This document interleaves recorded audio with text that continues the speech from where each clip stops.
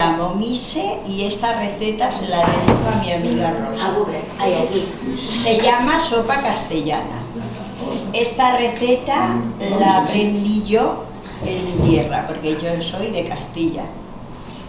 Los ingredientes son un diente de ajo, un poco de jamón, un poco de pimentón, un huevo y un poco de pan duro. La preparación se hace, se fríe el aceite, el ajo, se le pone el pimentón muy poquito rato para que no se queme.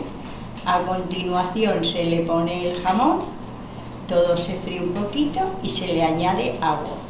Se deja hervir, que cueza un poco y a continuación le ponemos el pan cortadito muy pequeño.